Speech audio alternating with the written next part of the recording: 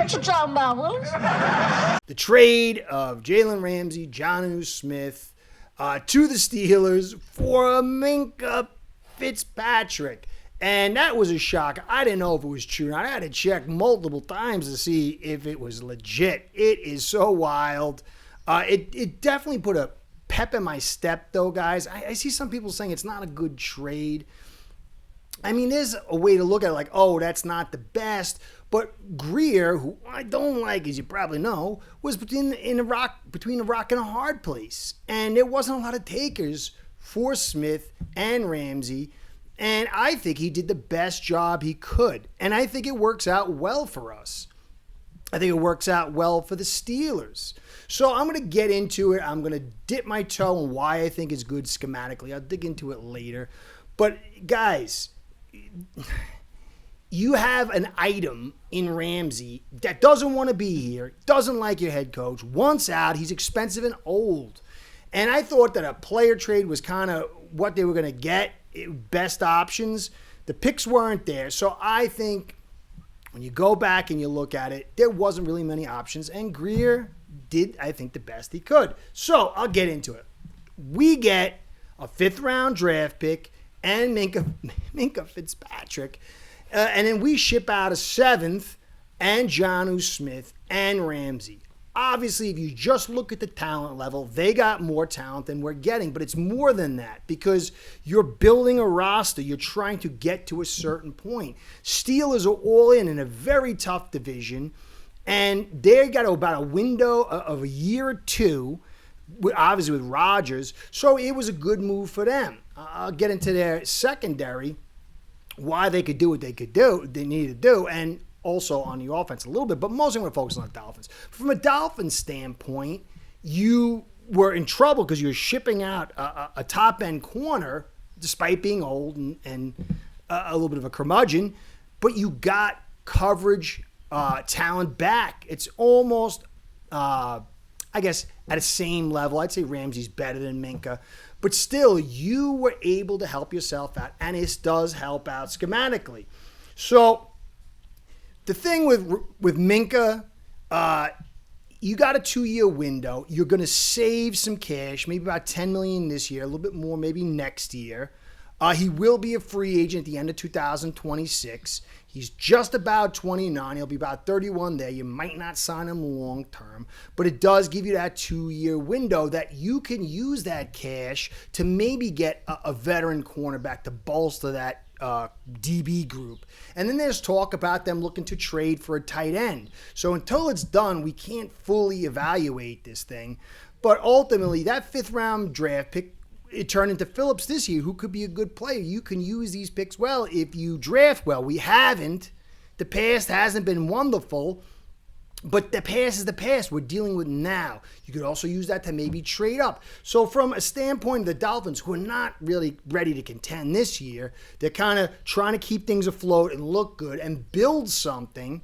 I think to 2027, but maybe 26. This was a good move. Now, you sending out Ramsey, who did not like McDaniel's coaching style. I'm sure he liked him as a person, but he was refusing to play.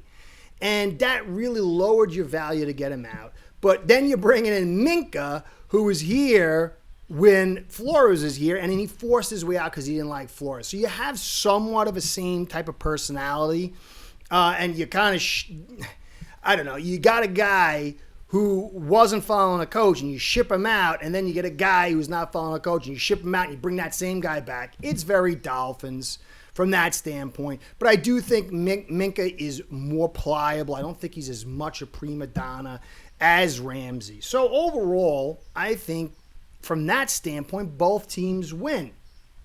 So Janu, yes, Janu's an excellent piece of the puzzle. And some people are like, well, what are we going to do with tight end? From what I'm seeing, guys, we are moving to 11 personnel. That's why we got Westbrook here. We got Washington. You got Ramsey and Waddle. Then you got A-Chain who's going to catch. There's only so many footballs that are to go around. And if you want to pay Janu a decent amount of money, he's not going to be getting the ball that much. He's down on the list. Very rarely was he the first option, except for maybe a screen. I think Pharaoh Brown and maybe another guy they bring in is going to help you in your 11 personnel, putting 3 wides out there. But when you put 3 wides out there, it lowers your big bodies and it makes it a little more difficult to run. And Janu's not a good run blocker. So Farrell, I do as maybe a later option in a pass route, but certainly as a pass blocker and run blocker, might affect the leverage I've been talking about in your 3 wides. You've got to have the threat of the run game out of your 11 personnel. And so if you think it that way, how much use are they going to get out of Janu? Now I'm hearing maybe Michael Mayer from the Raiders could be brought in. That's a guy who can catch and block pretty well. And then you could see a huge difference. But to me, Janu, as much as I liked him, he's 31. It's not going to really affect what we do. You want, your 5 blockers and your tight end to either chip and go or stay in a pass block, certainly to run block. Westbrook, Waddle, Hill, Washington, and Achane could make this a potent passing game. But if they're sitting in that leverage all day, it's not really going to help you out. We've got to affect that leverage. And maybe we can run the football with Farrell getting more snaps than he would, say, with a Janu or a Mayer. And now you start affecting the leverage where they creep up and respect that run. And now you're able to attack a weakened secondary. So from that standpoint, I think it was a good deal. I really do.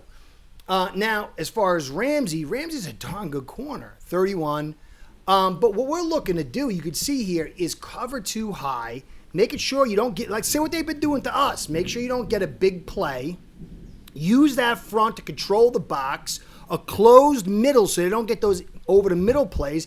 Dotson and Brooks, they're going to do a real good job of slowing that middle. And your corners, they'll be in zone and they're not going to be as needing to be elite talent because of the way likely we're going to call things. We're going to call things to let that front dominate, get teams off schedule. And then if they can get some first downs, all right, bring it to the red zone. We've got a very good front. You got Minkah, who's a chess piece. You can move all over the place. He's a good run stopper, which will help you in the red zone. And so maybe they'll get some yards, but we can limit the points. And so from Weaver's standpoint, it's a very, very good piece for them.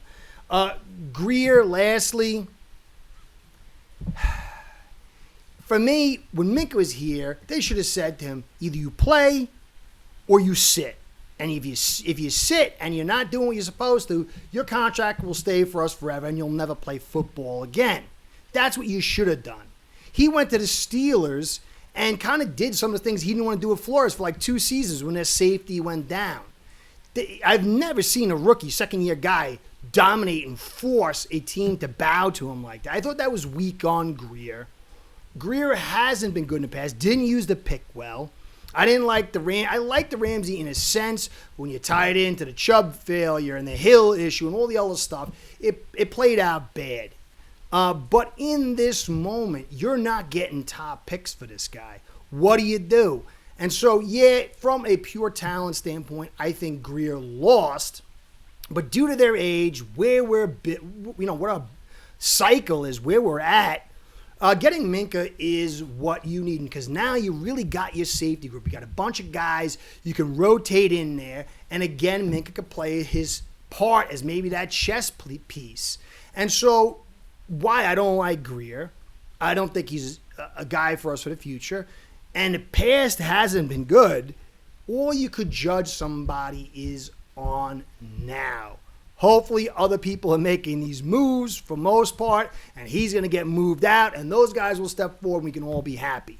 But if he turns it around, You got to judge the guy on that. Just because he squandered 9 years, if he leads you to the right place in year 10, 11, 12, I'm not saying he's going to, then you got to judge him on that. And so when you pull it all together, I think you should be excited. It's good. It's a lot better than getting a 5th round pick. It's a lot better getting some just alone. You got that 5th round pick. A lot of people talking you're just going to get for Ramsey, and then you add Minkah. So long way to go. What we do in this draft, as far as these players play and how we draft next year, it's going to make the whole thing. So this is not going to get us to the Super Bowl. We're not on our way, I don't think, but you never know. But this is an exciting and good move. And I think when you start looking at what we're doing schematically on offense and defense, and I'll dig into that later, I think you might find yourself a little more happy about it, despite being unhappy about a lot of stuff in the past. So that's it, guys. Exciting news. Hopefully you get Mayer. That would be very exciting when you pair Mayer and, say, Griffin maybe, or a cornerback that's a vet, and then you add in Minkah. You never know. Maybe the ceiling is a little bit higher than we believe. We got a long way before that. Let's see how it plays out. But overall, exciting. Good news. Curtis saying, be well. Go Fins. Curtis out. Start building your own online sports book today by getting signed up with aceperhead.com service that'll allow you to book action on sports from all around the world.